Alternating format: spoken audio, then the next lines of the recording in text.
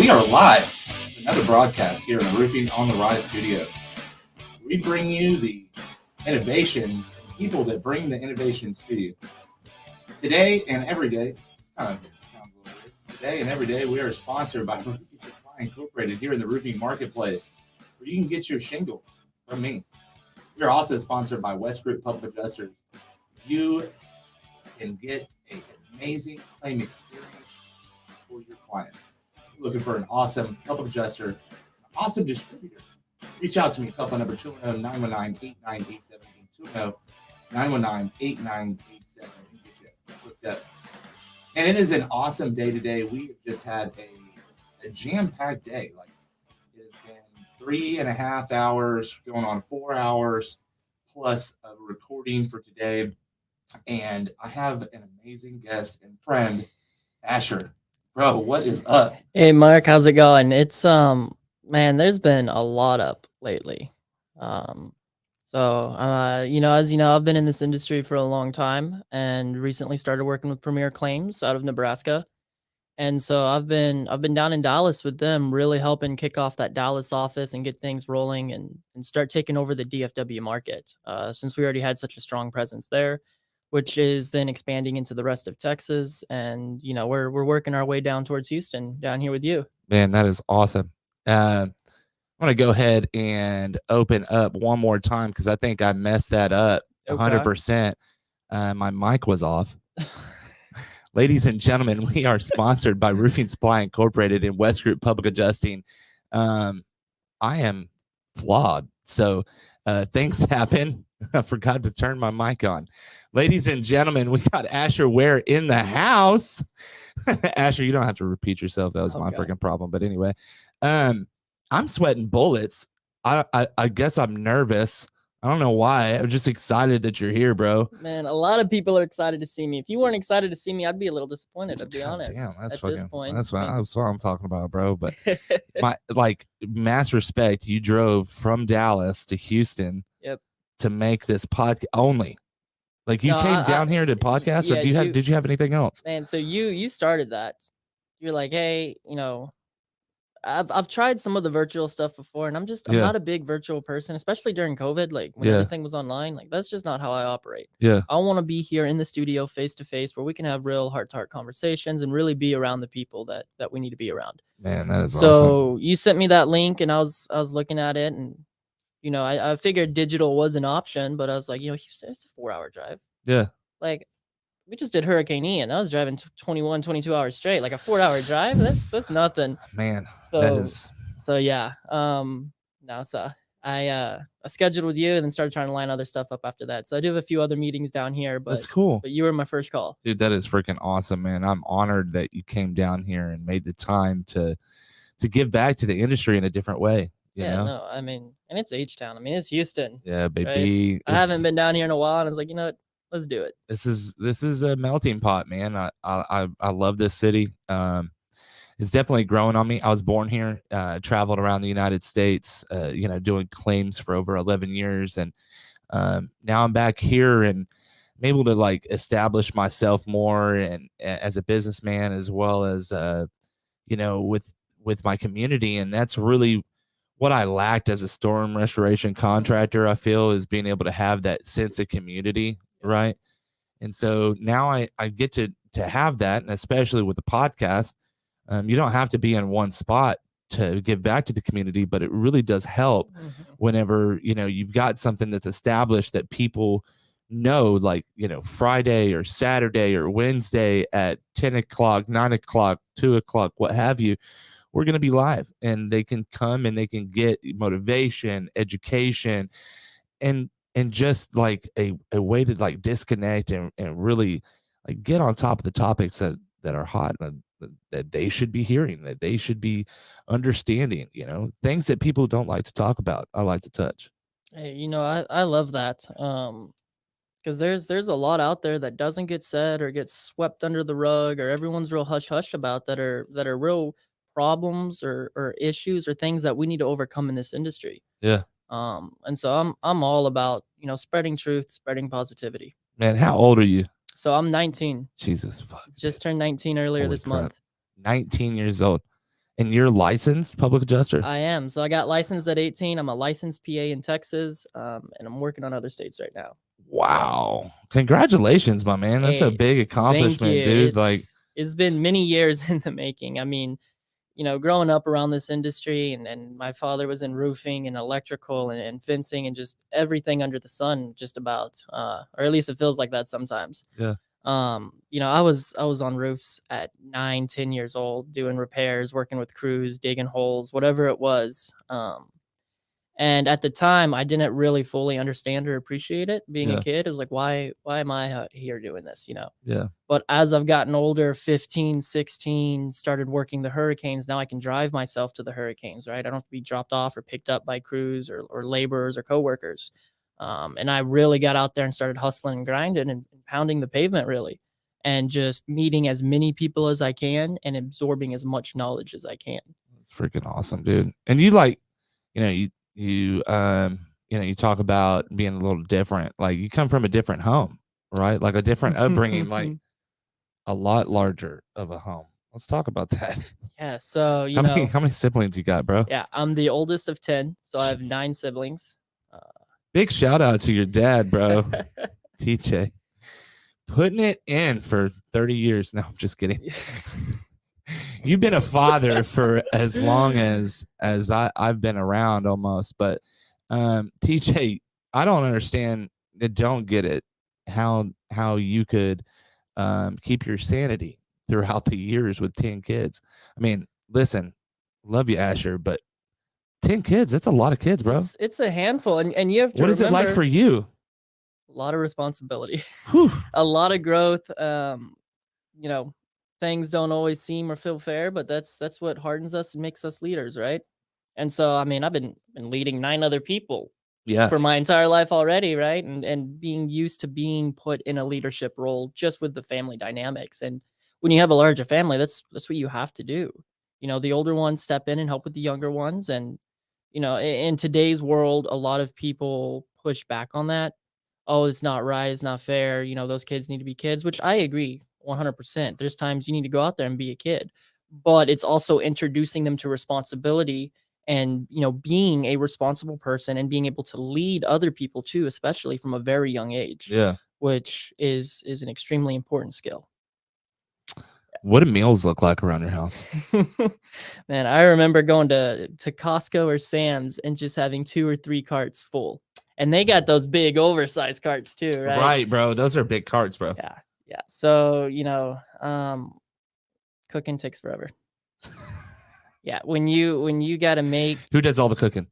So it switches around a lot now. Okay. Obviously, when we were younger, it was parents. But now that you got older kids, like when we're cooking something, everyone kind of has their own nights. Or hey, I'm gonna cook this for dinner. Who's gonna be here to eat? And here's another really interesting dynamic that we're breaking into now. Is I'm the oldest at 19. After me, you got a 17-year-old, you got a 16-year-old, and you got a 15-year-old. Yeah. So now you got a bunch of teenagers who have friends who are out. So family dinners aren't what they used to look like, right? Someone's gone, or I mean, we all work. Yeah. Me, Isaac, and Ethan, 17, 16. We all have jobs. Yeah. And a lot of it's in this industry. So we're traveling to different places, and so the whole family dynamic has really shifted from being this cute little nice family that has all their dinners together to you have just powerhouses out there hustling and working together. And that's where it gets really cool, is because, TJ's doing his stuff, right? He's got NTS, he's got Paradise Claims. Jackie's now got her burnout coach, which is the EOS that she's implementing. Isaac's been doing roofing. I'm a public adjuster with Premier Claims. And Ethan's really good at sales. Yeah. And, he's out there, he'll talk to anybody and he'll make friends with anybody. Yeah. And so he's finding his way to work into it all now. And now, so we all have our own operations kind of going on, but we're able to work together and bounce off of each other. And it's really cool. What's the youngest? The youngest. So that's Titus. He's we're going to say a year and a half. Okay. All right. He's hit that toddler stage. Yeah, he's a toddler. He's starting to talk a little bit and he runs around. He's talking back already? Well, I mean, like one of the only words he knows is no. Okay, so yes. So yeah. Anytime absolutely. you tell him something, no. What do you mean no? That is hilarious. I freaking love toddlers. My 4-year-old, I still call my toddler. my 4-year-old's like the most intellectual child out of all of them. It's oddly scary. Man, they're sponges. They just absorb, and I feel that's like the younger ones, like out of a group of like two or three, like my daughter's probably the smartest out of all my children. okay. Now, how Um, old's your daughter? she's 8, Okay. and my oldest is 12. You know, Marquise is 9, and well, I say that she's the smartest, but I really think that Dominic, the 4-year-old, Okay. I think he's really the smartest. I think he's more of that baby genius slash fucking boss baby, bro. Like 100%. You leave the room and he's like running shit, bro. Like for real. Like, He's got that youngest child syndrome is what yes. it is. Yeah. Like Yeah. he thought it was okay to go and like anyway, yeah, break his freaking bunk bed today. So, in between everything happening today, I find out that the bunk bed is broken because my toddler thinks that he's just the boss. So, um, And that's the fun. So we'll that's figure it out, with 10 man. kids, there's a lot of broken stuff. Dude, like I can only imagine like what all goes on and what happens. Like, I mean, I only had a younger sister, so the dynamic was different. Mhm. I owned my first business at the age of 13. I was Oh, taking care of wow. the house, so mom had a broken back. She was going back and forth to the doctor, and it's just a different, like you said, like a different dynamic. But I didn't have that huge upbringing, so I really can't speak on any of that. I just very like it's always been in the back of my mind, like what does a meal look like in that family household, and what does dishes look like? You know what I Yep. mean? Like, and I knew like there had to be a scale of delegation in that house. Yeah, everyone has their job, and I mean, even at one point, we had a commercial dishwasher out of an old Starbucks, is where it Wow. came from. And so, yeah, you wash the dishes, you put it in there, in like a minute and 30 seconds, they were done. Wow. Right? So you would have to load that thing up 3 or 4 times after dinner with Wow. all the meals and plates and utensils and cooking Wow. supplies, and yeah. Um, and yes, no, yeah, like a regular dishwasher, we're probably 2 or 3 loads after dinner, in all honesty, when you're done with it all. And when you're waiting an hour and a half per load, you're doing dishes all night, or you're hand washing all that, which Yeah. who wants to sit there and hand wash that many dishes? I don't know who would want to hand wash all those dishes. Yeah. Um. Anyway, yeah, we have a perfectly fine dishwasher, but we still wash the dishes by hand. I don't wash the dishes by hand, but my children wash the dishes by hand. And put them to work. Of course, like, got a 9-year-old, 8-year-old, and the 4-year-old, like between them, like, I'll come home, I'll help, do what I need to, but really there shouldn't be much left over after that. You know what I Mhm. mean? The chore, but it's not a perfect home. You know what I mean? Like we Right. need to like kick back. The kids got to be kids. Like can't just always, like you said, like got to do kid stuff. Oh, You yeah, know. 100%, absolutely. Um, but yeah, so always wondered about that dynamic. Do you think that growing up in a big home has helped you with your success? Man, I don't spend a whole lot of time thinking on things like that, Yeah, because ultimately it doesn't matter. Like, yeah, the past was set. yeah. All I can determine is my future, right? Ooh, I like that. And so I try to focus on stuff like that. I try not to get caught up in my own head too much about things like that. Being younger, I was extremely insecure about it, to be honest. Oh, really? Being the large family, being the Christian homeschooled kids, like, Yeah.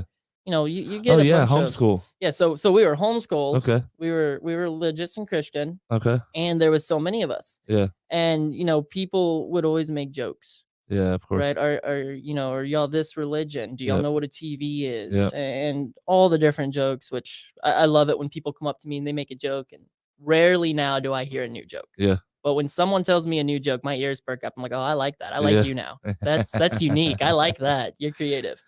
Um, There's a stigma that gets put on homeschoolers for some reason. I don't like. I just there don't get there it. there really is, and I understand it. growing up around that, I've seen some of that. I mean, I guess But like, the thought that there's no it's sort of deeper. socialization or what have you, like, It's but deeper than just homeschooling. yeah. That's where the issues are. Because I know a lot of homeschoolers that you would never know they're homeschooled unless they told No, you, well, of course, yeah. right? And then you see other ones is like you could spot them a mile away. Yeah. And so it really comes to the way that they're raised. Yeah. And I so agree with even that. though I was homeschooled, I was in different co-ops, different private schools, functions, Yeah. sports, and then I was working too. So I was around a lot of people and Same. I was homeschooled socialized. too.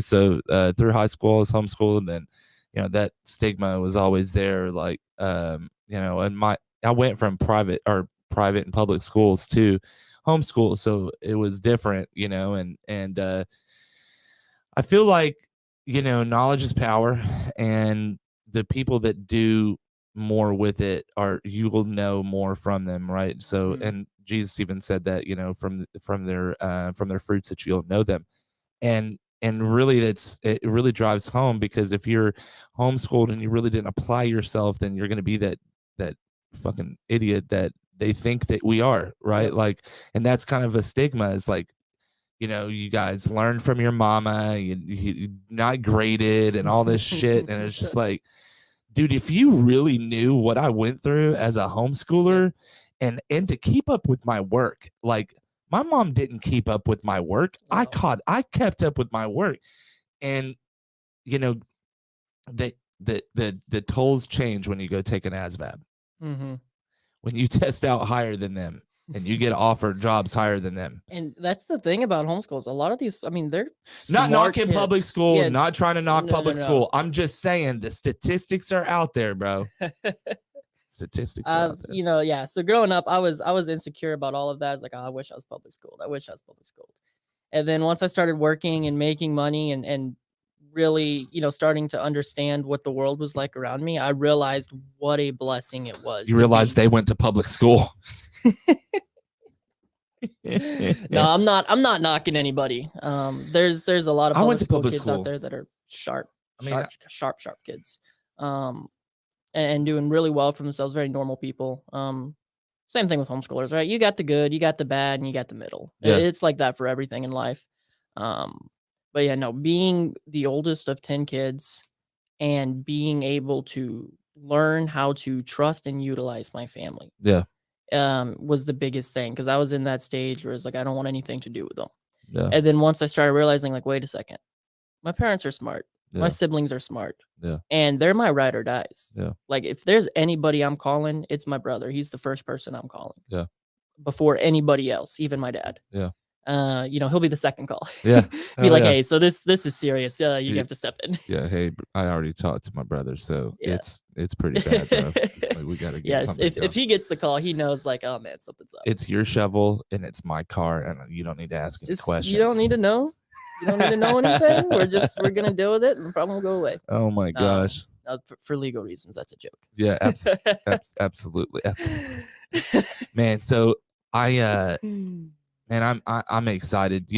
You jumped into the public adjusting space, and when you got that license, it really perked my ears, and I seen that, and it interested me. And honestly, when you guys came to Waco, that's kind of my hometown. I met my wife in Lake Whitney.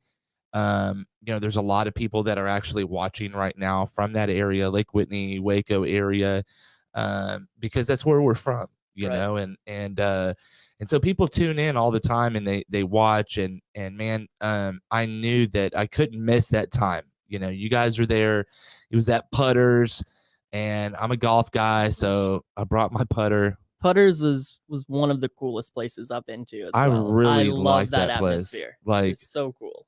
and what's kind of crazy is this is Texas and this is the Wild West, but that bar you could bring your kids to, and it was truly family friendly. It really was. Like, I've been to very few places that are like family friendly. I'm just gonna be honest, like Ojos Locos, it's not a place to take your kids, guys. Like, I do not know why I see kids in Ojos Locos all the time, but that's not the spot.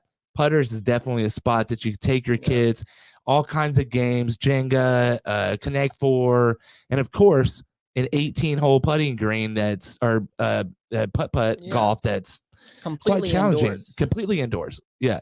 And It's it was nuts. a good sized one too. It wasn't like some little Yeah. tiny one. I mean, it was an indoor course, but I did all 18 in about an hour. And you guys were like, "Where did the roof done go?" And it's like, I "Oh, know you disappeared there for there a it is." while. Yeah, man, I was having fun. I was in my own fucking world, man. And I kind of that's got on like family and all that good shit while we were there, but like, that's my hometown.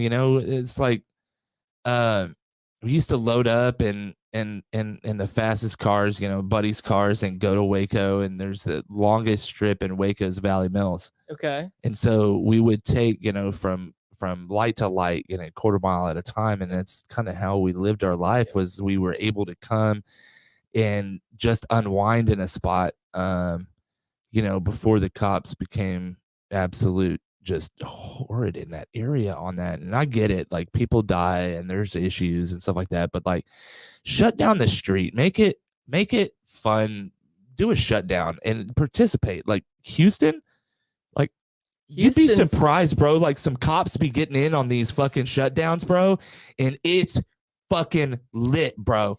Lit.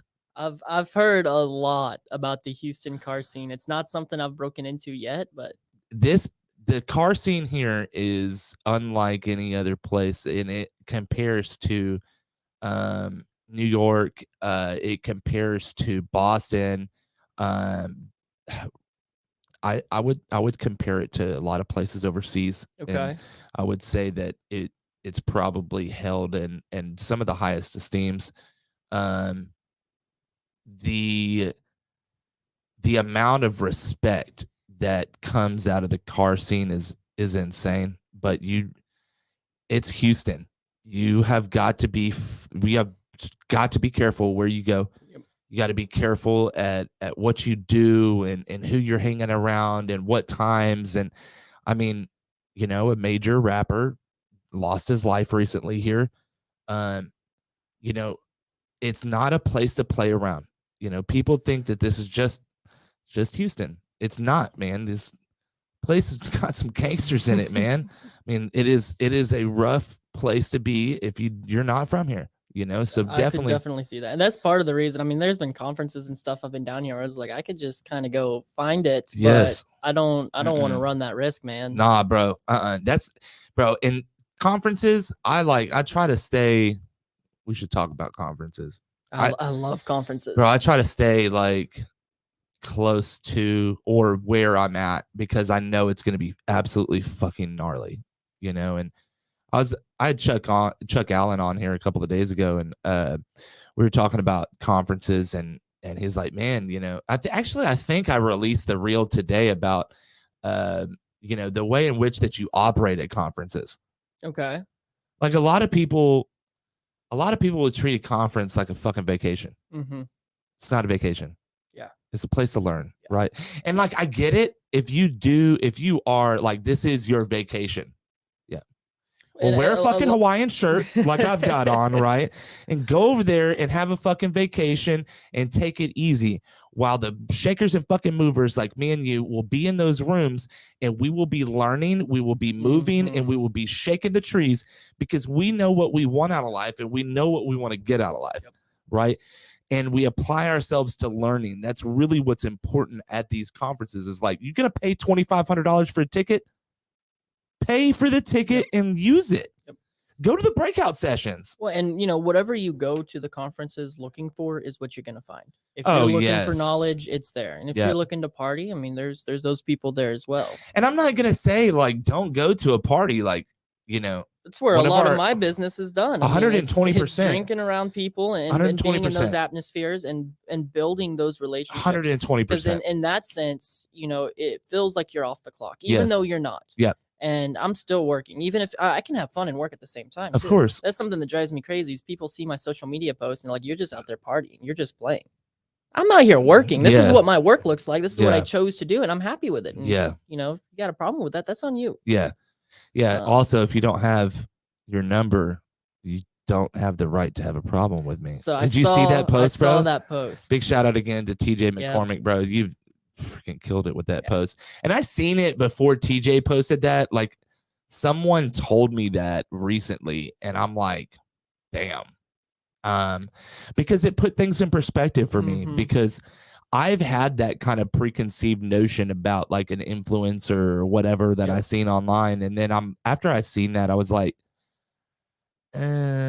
I really don't have the right to So even fucking think like that. Like, why? Just because of the content that they produce? Like, and it's breaking this into big. social media and I'm not massive by any means. I've been working on my following. I've been building a foundation for all of that, Yeah, which I want to talk some more about here soon too. yeah, But once I started getting into the social media, getting around people who were in social media, like TJ Ware, TJ McCormack, yeah. um, and there's a Your few other dad, ones out there like, too. yeah, Like I realized social media is just a face, yeah, right? People put things out there that they may not even believe in. Whatever gets the views, whatever gets the likes, right? Kind of yeah, like the mentality. I think a lot of people have this mentalities.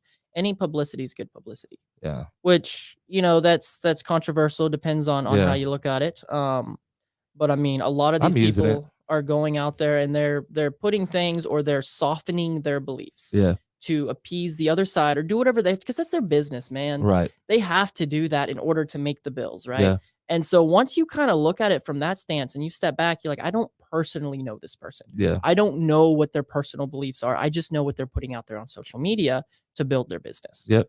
And I And think if you you should be think about it authentic, that way, but like if you think about it in a way in which that it's business related, like this mhm, is not necessarily something that like okay, before I used to look at Facebook as a spot that I put like my family, my friends and stuff like that. yep.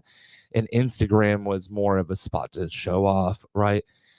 Twitter was more of an intellectual space to discuss like current events. Whereas now, the dynamic has changed, and Facebook is a means of business, and that's it. Like, if you are on or see anything that I produce, it's not just a platform in which to speak, it's a place to make money. Mhm. And here recently, I've dialed in like a lot of different things to help catapult me with social media. And like, I abhor knocking doors. I'm going to Man, say it again. I do not fucking like knocking doors. I do not like calling and going, hey, I'm just going to bring you a price list and some fucking kolaches. Like that is broken. as somebody in this industry who has knocked doors and who's been out there, even I hate it when people knock on my door or Yes. send me a text message or a phone call like, "Hey, I know this is gonna sound like however, but let me try to pitch this to you." Like, man, So social media is a way in which to kind of like advert all that. So um I well, kind of went into like a hardcore sales mode for 2 weeks, and I'm still in that. And like I put out some results, some good results, and then I made a different social media strategy. I changed it up and I went about it in a different way. And then the amount of leads that I received in, I don't know, from the time that I posted and going into church. So that was probably is 6:30, 6:45, until I worked from 8 when we got out of church. And I noticed that the DMs had exploded as well as the comments, right? there we go. And so I pulled out a pad and pencil and I started writing all these people down. So if you are or have responded to some of my comment or some of my posts here recently, especially the business related posts, I've reached out to you. I've sent out credit apps. I've sent out pricing over $2.6 million worth of estimates in the last I'd say week, right? And all directly associated from Facebook. Yeah. No, Facebook is a lead powerhouse. I didn't Eh, say 200,000. I said yeah. $2.5 million worth of fucking estimates in less than a week From Facebook where from everyone thinks Facebook. so this is interesting. I was up at a conference recently for business owners. And, being me, I want everybody's Facebook and their contact information, right? I'm Yeah. gonna reach out to you, especially if you're someone that we can work together in some Yeah. way. And I came up to this one guy and we're talking, and this other lady walked up and I'm talking to her. She's a roofer, I'm a public adjuster. We're pretty much the only people from our industry at this conference. Everyone else is in different industries. Yeah. And so I'm like, hey, let me get you on Facebook. And this other guy chimes in. He's like, oh, Facebook's good for nothing but, posting pictures of your grandchildren and showing off. And I was like, well, some people use it like that. It's really just how you use it. Yeah.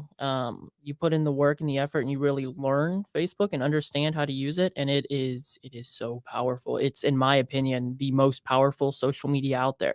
Because not only do you have the older generation on it, you have a lot of the younger generation on it now too. Not everyone, but a lot of my generation's on Facebook in some capacity. Yeah. And past that, you have the groups, you have the mutual connections. Now you have the professional profiles where you can have more than the 500 friends, right? And you can really build that following. 5,000.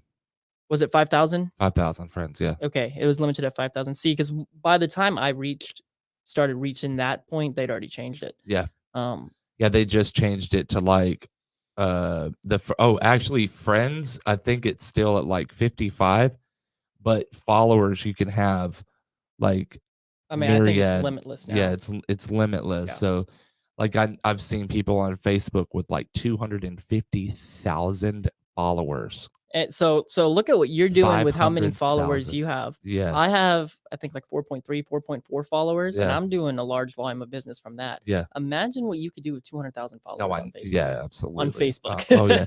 So one of the people that I've seen, and I'm slowly trying to watch some content just because, like, as a creator, you gotta see what's trending. You know what I mean? So, Juice Fester or Feaster, I can't remember exactly which one it is, but anyhow, Connor Mack, you know who I'm talking about. This content creator is so creative with the way in which that they make their reels and all their long form and short form content, and for a good reason. They have such a huge following there, 250, 300,000 people and up.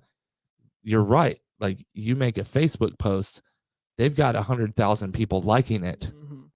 Think about content, right? So like, you grab your phone and the first thing that you do is scroll, right? Like, so that's the first thing that you do is like, I'm going to scroll. I mean, and yeah, so it's like waking up out of bed out of the morning, that's one of the first things I do is check my Facebook. Here's a heart, right? And who measures whether you do a heart or a like? I seen that the other day too. I'm like, who does it? I don't really. It doesn't. It's not. I don't like arbitrarily pick heart or anything like that. But anyhow, I'm proving it right here, right? So you're scrolling, and then what? Okay, all right. This one right here. Your post actually is crazy. Oh, there we go. Your post pops out. Just made it to Houston. Where should I grab lunch? Yep. Right. So boom, I go in and I make a comment. So you got 12 comments there, and you got like 10 likes, right? So think about everyone that's liked it, but they didn't comment. How many people just scrolled by it like that? Like, okay, so let's just say I don't touch Jonathan Sherwood's post, but I really like Jonathan Sherwood, so I'm gonna go there. You better go love that post. So, but let's just say I didn't, right? And I just scrolled. Yep. Well, then that's lost to the algorithm, right? So like, I didn't touch that. Who else is not going to touch it? Yep. And the algorithm picks up on that. So that post, if it's not getting the traction, the control that the algorithm wants it's not going to produce it out. It's not gonna suggest that to other people, and it'll suppress it. And so that's huge. You have to have engaging posts on social media without it coming across as salesy or gimmicky. And that's kind of a hard sweet spot to find, honestly, because we're salesmen out here. We're all trying to sell, right? Ultimately, we're selling ourselves, whatever it may be. And I believe it's like that for everyone in life. You're going to sell yourself at some point, sooner or later. And the same thing with social media. You have to learn how to do it. You got to find the right way to sell yourself. Yeah. And come across as honest. You want to be honest and genuine, but you still have this agenda that you're trying to push. Yeah. I mean, so I've seen it best on some reels here recently, and it's really, really, it really does drive home, because it's like, is the person, I think, Darren, you probably posted this somewhere. It's like, would you like to have lunch? Absolutely, let's have lunch. But are you going to make any money with this person in the next 2 years? If you're not going to make any money with that person in the next 2 years, then you probably shouldn't be having lunch with that person, right? And why? Right? Who are you actually surrounding yourself? And in 2 years, do you find yourself wanting to surround yourself with that person? Do you think Okay. that in 2 years you're going to be sitting down with that person at lunch again? Or are they going to be halfway across the world or even in the same city, but you're not even going to be speaking to them? Is this lunch going to actually gain something for you, or is it just going to be random? Right? And that thought is constantly now in my head, and that's why I'm changing how I do things and who I go out to eat with and what I do, right? Like if I invite you to lunch or I invite you somewhere, it's not for my health. Mm-hmm. I'm trying to help solve a problem for you and help solve a problem for me. Yep. Your problem is it could be great, it could be small. Either way, my problem has to do with my finances.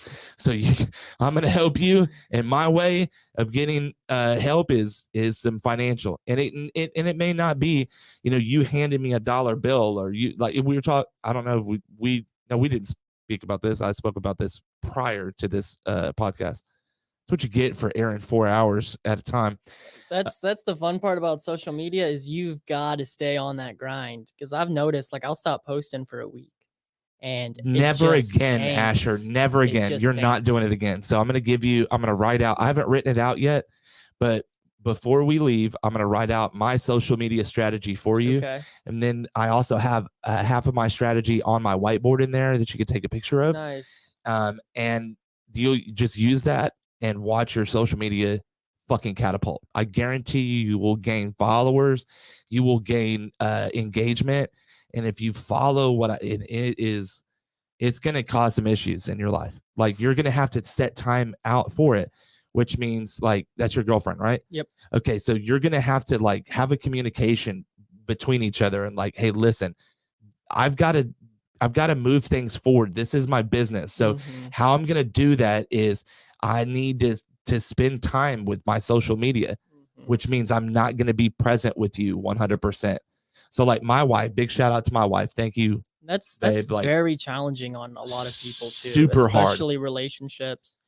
Throwing in Super hurricanes hard. and storm chasing into the mix, like that's another thing. Is I feel like this is a tough industry to have a relationship in. It is, if you have a relationship and it is lasting and you really love the person, then you need to learn how to trust that person in this industry. It's super freaking hard to do. Oh yeah. I don't like I would have left me a long time ago. A long fucking time ago.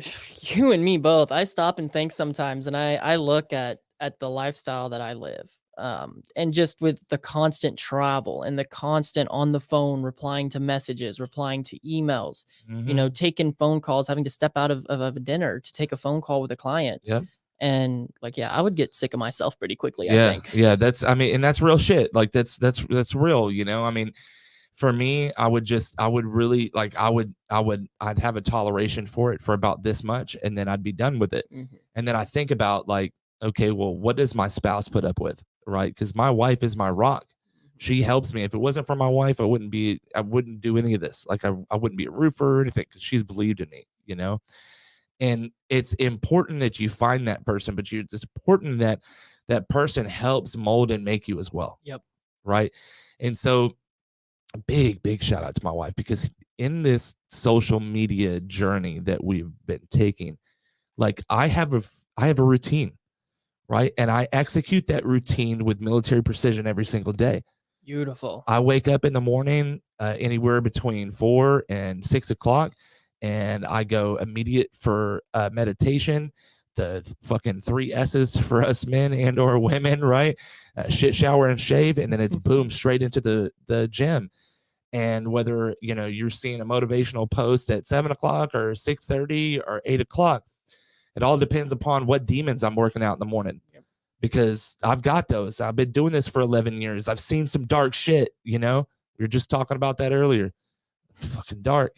And so there's got to be a means in which to get that out, because ultimately you just carry that with you, and it goes to your next client. Yep. You can't fucking do that. You got to stay on top of your A game, and you got to You can't get stuck up here. Yeah. And I mean, that's something I struggle with from time to time too, is, I'll get in my own head and start thinking, well, this or that, or, oh, poor me, or I'm only 19. Like, what do they expect of me? No, you can't get stuck in that mentality. That's a very dangerous mentality to be in. Yeah. You got to get out there. You feel, you're not feeling it. You got to have that discipline and force yourself to do it. And I've realized, especially with the gym for me. Yeah. Now, my gym experience hasn't been completely consistent, I'll be Yeah. honest. I get thrown for loops, so I get busy, and that's normally one of the first things to go for me. Yeah. Um, You're but also at like metabolism is. oh, it's so tough. Oh, that's a whole other conversation. That drives me crazy. Having a fast metabolism, like Yeah. I can't hardly put on weight to save my life. Yeah, that I have would to have be, like 6 meals a day. man. I don't know. Like, fuck. So my whole life, I've been very pudgy. Okay. I had like this period in time in which that I was kind of slim, but it wasn't slim, right? They just called me slim because I was big. Uh, so my my whole life was spent like this pudgy like ball of dough, and like now I'm starting to like cut in areas that like have never had any kind of definition, right? So Ooh, like that's exciting. on the sides of my abs, like I've got like two like little riblet. I call them Those riblets. obliques over there. There you go, obliques. I don't even know what the fuck they're called. I just like I've never seen them before. It's fucking nice, and so I'm just like I'm dedicated because I see that I'm finally seeing a little bit of results. Mhm. So it's like, shit, it's Yep. on now, bro. It's getting real. Yes, bro. And, So and once you start seeing that kind of stuff, once you start seeing, what you're getting out from putting in, your confidence just skyrockets, I think. yeah, I mean, I really do you think you feel like you're him. yeah. Oh, Like, 100%. Yeah, like, and you can be that guy. yeah. And like so I talk about it in my morning post, and these are not AI generated posts. These things come from my heart. It generally comes from something I've listened to that morning. Okay. Generally, David Goggins or Alex Hormozy or another influential podcaster or influential motivation like Eric Thomas or what have you. I'm listening to somebody that is going to challenge me physically and emotionally and spiritually. But Goggins really like breaks me down. Goggins is more of the you're a little bitch and you need to get the fuck out of your head. It's that tough love. Yes, and I need that. I crave that on a daily basis. But I feel like I relate to that to an extent, because like I bully myself, to be honest. Sometimes like if I'm slacking, I'll stop and I'll think and be like, is this who you really want to be? Like, you want to be this is the kind of person you want to be? No, get up and go out there and prove yourself. And that helps you. Yeah. So let's talk about your routine. Like, what's your routine look like? Well, I want to touch on that. Like, some people, they don't respond to that well at all. Yeah. And that's something I've had to learn. It's just because I respond well to that, other people don't. Yeah. Like and my son does not I've learned respond that well the to hard that. way. Like if I go out there and say, stop being a sissy and get up and do it, some people are going to cry more. Yeah. Me, I'm gonna be like, did you just call me? Now I got to prove to you I can do it. Right. Right. Yeah. So my routine, I get up in the morning, normally give myself around 20 minutes of kind of just quiet time, thought time while I'm preparing my meal, getting my pre-workout and supplements ready for the day. I'll go hit a morning workout if I can. Depends on how early meetings are scheduled. Especially right now in this Texas heat, I'm on that roof as early as possible. Like, as soon as the sun's up, I'll be out there, because I don't want to be out there at anything past 11 or noon if I don't have to be. Yeah. So it kind of shifts around. I don't have the most consistent routine. Yeah. Which is something I do need to work on, and I know. Yeah. But also, like, at some point, you kind of start getting stretched thin in other areas, and you kind of got to do what you got to do to keep it all together. So what's the most consistent thing that helps you keep things together? So, I mean, like, you're 19 and you're a public adjuster. Mm-hmm. Like, that's a fucking feat, bro. Yeah. You were 18 when you got your license. Yep. Like, that's not something to be trifled with. Like, that's serious shit. Like, you're like a big responsibility factor with a lot of money. Like, you are handling it's big, millions of dollars, right? Like, what do you like? So we've got people that are watching, right? That are wondering. They want to know, like, what is there like this secret sauce, bruh? Like, what is it that you fucking sprinkle in your pre-workout, man? Like, what is it? You know? And I'll say, the gym is pretty consistent. Yeah, It's not perfect. yeah, If I had it my way, I'd be going 6 days a week. yeah, Some weeks it's 3 or 4 days. yeah, But it's man. still I'm still there. That's good. I'm Yeah, still there. yeah. 3 or 4 days is good. Um, I'm 5 days. and I've realized that's the biggest thing for me. Is there was a time where, I was using the right supplements, I was eating good, I was putting on weight, I was waking up at 5:45 every morning Yeah, at 18. yeah, So that's already an accomplishment for a lot yeah. of It teenagers is. out there. Like, Yeah, it sure everyone's is. sleeping in. So just getting up that early, I already felt Well, you're in a accomplished. career, like, you're You not in you a have to. fucking job. You're not Yeah. in a job. You're not delivering pizzas. I, You're not fucking like, this is real let's just be stuff. fucking This is real. real stuff. Yeah, You this got to is be real real. shit. Yeah, like, so, you're not like, I'm not talking to somebody that runs a McDonald's, Hmm. right? You running millions of dollars worth of insurance claims. And that's a big part of it too. Is that's pushed me like, hey, that's the person you want to be out there. Yeah. Do you want to be delivering pizzas? Or you want to be a PA? You want to be a public Mm, adjuster? You I want to be love that I public like adjuster? that. Then get your ass up. Yeah, man, because like you got this responsibility to the people and to the not necessarily the carrier, but more to like the people and the people that run that. So like the Hmm. the contractor, all the people that are associated with it. Because every time I think about an insurance claim, I think about the people that are affected, right? Because it's not Yeah. just right like the policy owner and their family. Like, let's say it's a home that the sprinkler system went out and everything is damaged, all the water, it's just messed up, right? Electrical, all that shit, sheetrock. Like, when you're freaking your sprinklers go off, it fucking ruins a lot of shit. Trust me, I know. So there's this one claim we worked. This was a fun one. They had a pipe freeze back Ooh, 2 years ago, right? At the very top of like pipe this freeze, baby. 14-story hotel. Oh yeah. And it was a 3-inch pipe, just gushed water for like 8 hours straight, drenched the hotel. Did all of our processes, went through the inspection, the insurance. Probably about 8 months later, a bride sat her curling iron down on a roll of toilet paper, caught on fire, put off the Oh, I sprinklers a remember y'all second were time. talking about this like Yeah. 2 or 3 weeks ago. Yeah, and reflooded that did it hotel, again. and we had to, yeah. That is absolutely insane. It was a nightmare. You did the same fucking reports again. Holy shit, So dude. yeah, that water. How many rooms? Rose. Man, I don't even know. A lot, hundreds, Listen, maybe 1,000. I mean, I don't know if you're out there and you like messed around with hurricane claims and hotels, or what, like, hotels are a force to be reckoned with. Like, Mhm.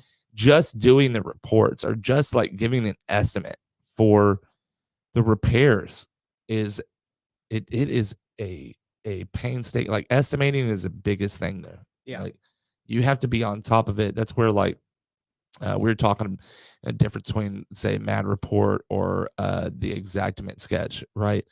Docu sketch, and how, like, now having docu sketch, I feel like is almost like having AI.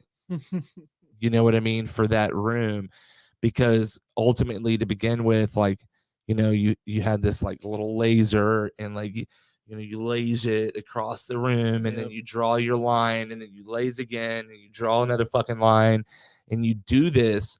Well, then what happens when you miss a wall or a fucking hallway, or like, oh shit, it breaks out Yep. into here, and well, my scale's all wrong, and it's like, dude, it's important. Like, you cannot fucking guess with these things. You got to be right there on the tee. You got to be accurate. I mean, yeah, as a public adjuster, when you're dealing with somebody else's money, like, yeah, you better make sure that you're doing it right, because And this is so you don't mess twofold. with You're other people's telling the money. insurance company to pay X because of this, Mhm. right? So you have to be fucking on top of your shit, or else There's a lot that could go wrong if you have a you're lot of not, and it liability does. there. Is there something like, as a young man or a young woman, in the quote unquote entrepreneurial space, because that's what you're Mhm. in, right? Is there a piece of advice that you would give them, that you feel is paramount to business ownership and or being in that 1099 role. Stop listening to everyone around you. Yeah. Okay. And here's the biggest thing I've heard growing up the last few years from extended family, friends, parents, like, hey, don't stress about this too much. Like, you're a kid, relax, enjoy yourself, goof off, go to college, party, have fun, and then start your life. Yeah. And I can't help but think and look at them like my grandma, for instance. I love my grandma. Yeah. She's an amazing person. She's a hard worker. She's 56 or she's older than that now, man. She might be like 61, 62. Yeah. And she's still working. Yeah. I don't wanna be that. I Yeah. don't wanna be in my What does she 60s do? and still working. She's an underwriter, actually. So she's in Wow. the insurance industry too. Yeah, Wow. she's an underwriter. Okay, cool. That's pretty And dope. so that would be my biggest word of advice is the world's gonna tell you for the most part from what I've seen is, "Hey, take it easy, relax, be a kid." You need to find the determination. If you find something you're passionate about or you decide you want to be something in this world, start working now because no Yeah. one else your age is working now hardly. Yeah. There's so few out there. Yep. And then by the time your friends are graduating college, 23, 24, you realize how much farther ahead of them you're going to be. You realize how you're Oh, yeah. setting your life up. Like, yeah, I might have to hustle harder when I'm younger, but I'll be honest, instead of going and playing around with my friends now, I'd rather go play on a yacht one day. Right, that's Yeah. my goals right there. I wanna be able to provide a Let's comfortable go. lifestyle for myself, for my family, and be able to spread that and help other people, and that's kind of, what I've found a part of my mission to be over the last year. Last 8 months to last year, I've done a lot of internal searching, a lot of soul searching, trying to figure out where do I fit into all this chaos that's around me, right? What is it that I stand for and who am I? And one of the biggest things is, I want to encourage other young entrepreneurs, other young people in this industry, and other young men to really be a force to be reckoned with moving Yeah. into this next generation. Because now we're getting to a point where Gen Z's, I think it's like 99 to 2006 or seven or something. So I fall right into the middle of Gen Z. Yeah. Gen Z gets a lot of hate, Yeah. and that's So do millennials. well, yes, it's a generation, like everyone I does, think that, right? yeah, we all do, We but we give each other a hard Gen Z time, pretty hard. but I do vibe that. yeah, no, and so this generation is now moving into the workforce. They're becoming adults. I mean, someone born in 99, what are they, like 24, 25 now? Yeah. Right? They're out of college or they're getting into college, right? We're all around this same spot. Yeah. And, one day in this industry, it's going to be the majority my age, Right. right? Look, now the majority of people are probably 30 to 50. Yeah. And so we are at the forefront of that. And Yeah. and for any industry out there as the next generation, right? And 100%. I wanna help guide and encourage and lead people into that. And so that's been my mission the last years. I've been hunting down and finding people within this industry that are younger and connecting with them and really trying to help provide them with the resources that they need to be successful and to provide encouragement. And together we're going to build this industry into what it needs to be or what we want it to be or the next industries or whatever it is that it's out there. Yeah. But kids being told that they can't be kids or they should be kids or even a lot of other things going on for young men being told that you're misogynistic or being ashamed of your skin color or whatever all that is. A lot of people are getting way too caught up in that. Yeah. And it's terrible for your mental health. Yeah. When all you feel like you can do is sit in your room and play video games to try to escape or other escapes that you have. Because when you go out there and you try to do something, the world pushes back on you so hard. Yeah. And now is not the time to stop and give up. Now is the time to push harder. You need to keep pushing through that because it's your future and our future we're looking at. Man, I All like those that. people telling you that you can't do it or you shouldn't do it or whatever, they're all gonna be dead before you probably. Yeah. Right? I mean, their opinion's gonna stop mattering and they're gonna be out of the picture. Now it's up to you. And you can play the blame game, the blame game and oh pity me, or you can make something for yourself. And yeah, so that's what I feel like my mission has kind of geared towards, and I'm still working on it. Yeah. But I want to get other people into this industry as well. Oh yeah. What do you think about licensing in Texas? For contractors? Yeah. So that's interesting you bring that up. I've been reading some about some of that lately. You know, I think ultimately it's probably a good thing. I think they should bring at least some form of accountability to Texas. Yeah. Because right now we don't have any licensing or anything. Fucking the Wild Wild West here, man. Yeah, no, literally, you have a hellstorm, and the next day you'll Goddamn. have 600 new roofers. Yeah, it's unjust, dude. Yeah, and really that hurts the consumers at the end of it. And so, my clients ultimately are the policyholders. Right. I'm looking out for them. Yeah. And you have a lot of contractors, chucks and a trucks coming by and hurting and harming these people in their claims, which then negatively reflects all of the other good contractors out there. And then public adjusters and attorneys get tossed into that as well. Like, hey, look at what these guys are doing. So yeah, I'm a supporter of bringing some accountability into Texas. I know Steve Badger's been talking about some of that. Steve Badger's been all over lately, I feel like. Freaking hammering the industry. Like, yeah, he has been. seems like every other week I see something circulating about him, and he's griping about somebody else's job. So yeah, I've seen somebody some of his else's stuff. problems, not his own. If you notice that, it's always about someone else and never about the fucking industry, not about their side, not about the insurance company side. It's always about how we're screwing up. And he always goes after the people that are like fucking really trying, bro. It's like, he's been around the last couple of years. I'd love to have you come on my podcast, buddy. I tell you what, we would have a freaking amazing time. So somebody tag him. I would love to have him. Steve Badger, you have an open request here at Roofing on the Rise. We'd love to have you. Definitely be a great controversial I think conversation to have. He's up in Dallas, isn't he? Or he's got an office up there or something? I think so. Yeah. It's not too far from me. Yeah. Man, yeah, no, but I've seen some of his stuff around what do you call it? Registering your companies in Texas to help hold them accountable. And I think I do support that. I don't know a whole lot about the licensing around contractors and roofing. I've dived more into the public adjusting side, and I know it's something that I need to be more familiar with. So if anyone out there wants to reach out to me and help me with some of that and help talk me through, because I'll give my opinion, but I also want to put out there that my opinion's based off of what I've seen and heard. Yeah. And I haven't done a whole ton of research on it for myself to fully develop that. Absolutely. I'd rather you tell me that and everyone else that as well than just try to fumble through something and put out something that maybe you don't necessarily believe or what have you, because this stuff is permanent. Like, we're having a conversation that's live on YouTube. Like, yeah, absolutely. Or the registration and licensing, all of that would be life-changing. Oh, well, so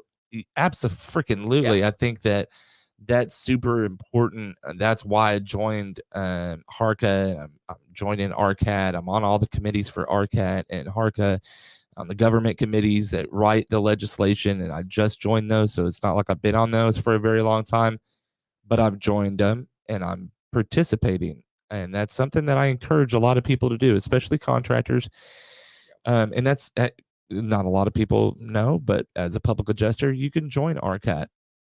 Okay. Yeah, you can get involved. So if you want some information about licensing and how important it is or what have you, on my rep card, there's a join HARCA now, and you can learn about licensing in Texas directly through my business card. Okay. So it's something that I find is important to me because I was a contractor for 11 years. So I want to give back to the industry in a different way. And I feel like that way is like helping provide a licensure that would challenge, but also help our industry.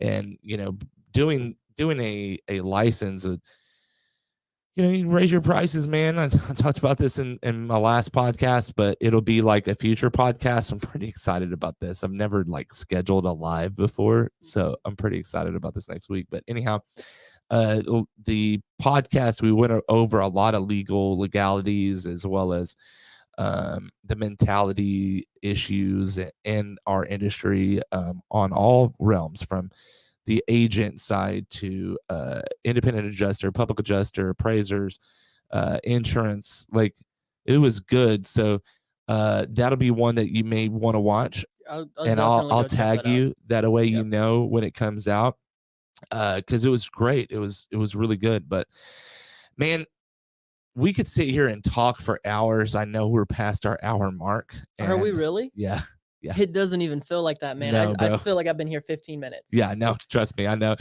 When you're like, when you're in it and this is fun to me, you Oh know. yeah, this is a conversation between friends, and hopefully people out there can gain some useful information More from it. people do than right? And that's why, like, when we get off of here, I'm going to give you that strategy, because you already found that as soon as you don't post for a week, you're like, it goes down to the bottom, and it like takes you 3 times the time to like build that back up.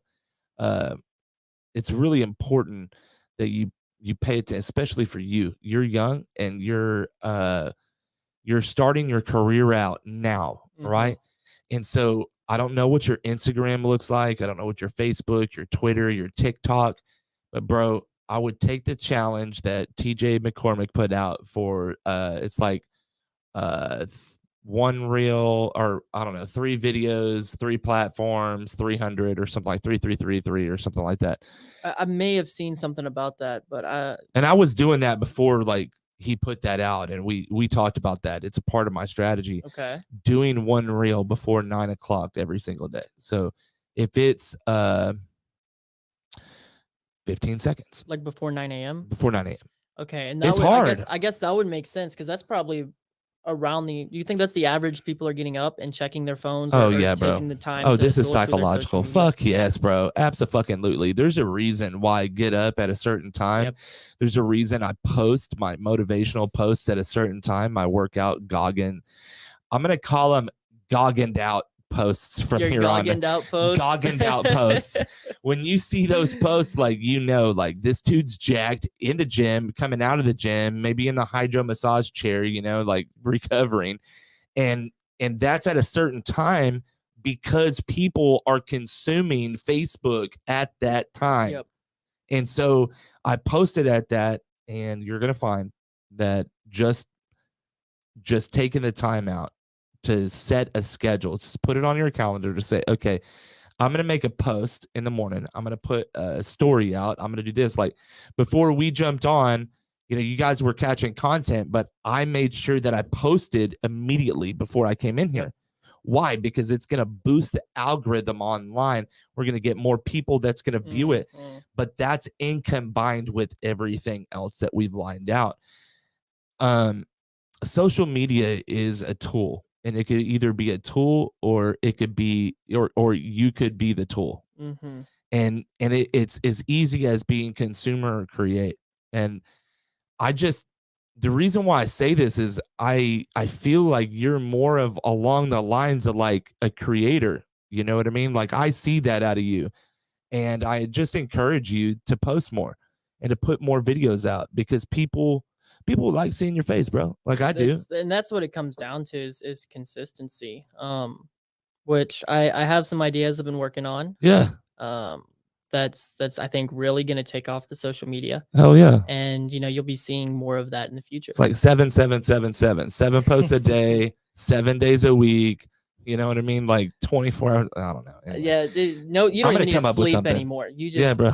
If your thumbs stop moving, that's it. You're done. That's it, bro. No, so, I do have a question for you though. Yeah. Have you done any of the storm chasing or the hurricanes or anything like that? Have you done much of that? Yeah, in dude. Your career? Okay. Yeah, from freaking sea to shining sea, baby. There we go. So I've been up to Boston and all the way down over to Arizona and Louisiana. I haven't done anything in Florida. Okay. Never touched a roof in Florida. I mean, like, I've touched a roof, but I didn't like get up on the roof or anything like that. It was just kind of like enamoring, like, oh, okay, that's cool. And now I'm gonna go to the beach. But yeah, I mean, I have been all over, like Connecticut, Sandy Hook, Connecticut. Okay. There was a big shooting there. I don't think you were even alive yet, but it was a big deal. And if you're watching Sandy Hook, Connecticut, for a lot of even older than me, really, like my mom, it was kind of her era. Like, exactly what I'm talking about. But anyhow, Sandy Hook, I built probably like 50, 100 homes or roofs in Sandy Hook.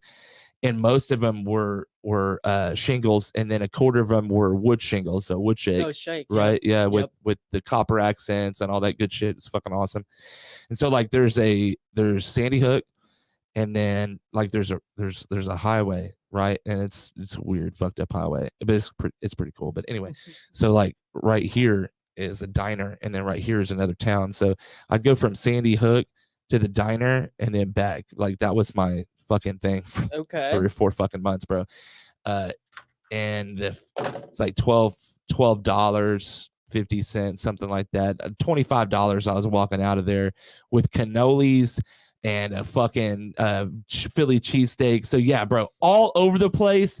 And I'm a foodie, so like when I go to a different state, I'm about trying the food. I'm trying the culture. I want to see what's up, bro. Like, you need to figure out what they're about. Yeah, dude. Like, so I went to the Northeast in the very beginning of my career. I went to Pennsylvania. Philadelphia had, like, right outside of Philadelphia in Exton, Pennsylvania, there was a hailstorm, and it was like my second storm. I drove up there from Texas in my 99 Dodge, and like the people ate me up and spit me out. Ooh. They're just different. They're hard. It's not like, hey man, how are you doing? What's up? It's more like, hey, fuck you.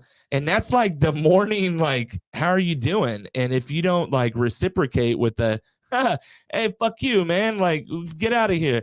It's not like they fucking know. They know who you are. Isn't that so interesting too? Is because even within America, we are very culturally diverse. 120%. There, the mentality is just completely different everywhere. And getting thrown into that, never being there before, it takes you a minute to kind of figure out, okay, I can't say this, I can't do this. Dude, I left with my tail between my legs. That storm ate me up. It is the only storm that I left and I didn't sell anything. That's crazy. It was the beginning of my career. I've actually never told anybody that. Like, this is the first time being a little where was that? That was here. in Pennsylvania. Exton, Pennsylvania. Yep. I almost sold one guy, but that was it. Like, I literally sold in like 3 weeks. I sold nothing, and it had a lot to do with just being out of like a fish out of water, not understanding the people, trying to understand them, and then like because I couldn't understand them, I resulted to drugs and alcohol, and I couldn't, like, I was fucking 18. I didn't know any better. Like, and it's not an excuse, but like I'm saying that because it's not a fucking excuse. So if you're not understanding the people that you're around, it's not an excuse to go get fucked up and try to escape. Like, like you were saying, be a student of the craft, like go the extra mile so that you can fucking understand and be better at this craft. Because if not, then you're going to be that addict that, I mean, I talk about it a lot, like, to each their own. You drink, do whatever, like, you do drugs, like, I don't give a fuck, but don't like resort to that when you aren't what you want to be. That shouldn't be your safe space. 100% should not be your safe space. It should be something completely different, like a treat or whatever. Like, I don't give, like, it's not, I don't care what it is to you, as long as it's not that safe space and you're going to that, like, this is where I feel comfortable. And like, I can tell you from a place of experience that when I went back to the Northeast, I knew that, like, it was a hard people. So I resulted to drugs and alcohol even more. Right. Interesting. Like, okay. And knowing that, like, money is not, and a friend of mine that's a millionaire, not gonna point you out or anything, but I was speaking to his sales team last week, and after I got done speaking, he was like, man, I figured something out about my sales team. It was like, hey, listen, everybody here has got 45 days to ship up or ship out. Every fucking one of you. So you can either come in here in a week and ring that bell, or don't, you're not invited. And furthermore, he went into a way in which that is building self-respect for yourself, right? Like, the money that you think that you're going to gain, like, are you You think that money is going to solve your problems. No, it's going to make your problems bigger. You Mhm. know, if you were a drug addict, you're going to be a bigger drug addict. If You just got more expensive problems now. 120%. So if you're watching this and you're like, man, how do I get in those rooms, or how do I become a millionaire? Or, you know, a millionaire, they're just waited on hand and foot. Like, I'm going to be releasing some content here pretty soon. I'm really excited about it. From a fireside chat last night, being able to speak to and just rebuttal a lot of these millionaires that like have been there and done that and continue to be there and do those things. But like it's not the stigma that we think. Like they're just walking down the road and everybody just applauds them. Like it's not Yeah. the fucking truth. Like you have to put it in. You have to be a servant and you have to be a student of that craft. And I find it super important that you don't just be complacent, that you actually like apply yourself, you know, and like that person, that individual said, if you think that getting money or gaining fame or gaining power is going to do XYZ for you, it's not. So you Mhm. need to go back and reevaluate yourself. Go back and reevaluate your heart and see where your heart's at in this and whether or not you should really even be doing it. I mean, that's just, that's one way to cover up your problems is with money, Yeah. right? People pay to make them go away. People pay to make their lives seem or appear easier, but it's just another way to cope with what you're dealing with. Money, drugs, alcohol, whatever it is that you cope with. Yeah. And there's even less toxic ones out there like that too that can still be bad for you. Yeah. It shouldn't be your safe place. Yeah. Um, and now money does bring security. Oh, of Money course. Makes things brings easier. it makes things a lot easier, Yep. but it still is ultimately up to you how you use that money. Great And power how comes great you Yep. responsibility. Yes, sir. Fucking Spider-Man. Yes, sir. Spider-Man. Holy shit. So is there any takeaways that you think that somebody should that's listening should really take away from this episode? Let's see here. Yeah. I mean, like I said, the biggest thing for me is if you're in the older generation and you're watching this, encourage the younger people around you to work hard and to hustle and to have strong priorities in life. You know, figure out who you want to be, or at least start making moves in that direction to figure out who you want to be. Right? If you're sitting at home and you're playing video games or you're goofing off, you're never going to know what you want to do because you're not out there experiencing it. Yeah. A lot of people are like, "Oh, I don't know what I want to do when I go to college." Well, go start being around other trades. Start talking to people. Start reaching out to friends, asking them what they're doing, Yeah. right? And really start exposing yourself to that to figure out what your passion is, and then dive in head first with it.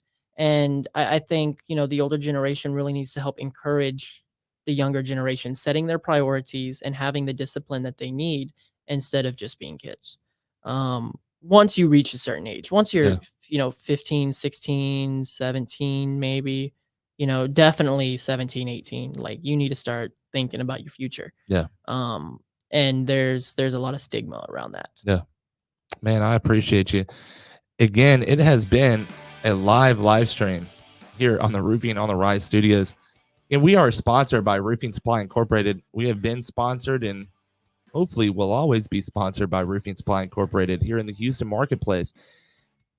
Roofing Supply Incorporated has been here from the very start. They put us up here in this awesome studio, and they provide amazing service to their clients. So if you need any shingles or you just want me to quote it out, 210-919-8987.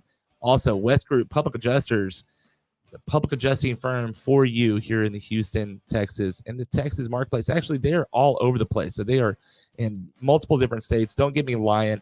Reach out to them or reach out to myself to get more information. Also, Rep Card, an amazing sponsor and supporter of the Roof Don. If you're looking for an amazing digital business card, Rep Card is the way to go. Again, it has been a live stream here on the Roofing on the Rise Studios. You guys have an amazing Saturday.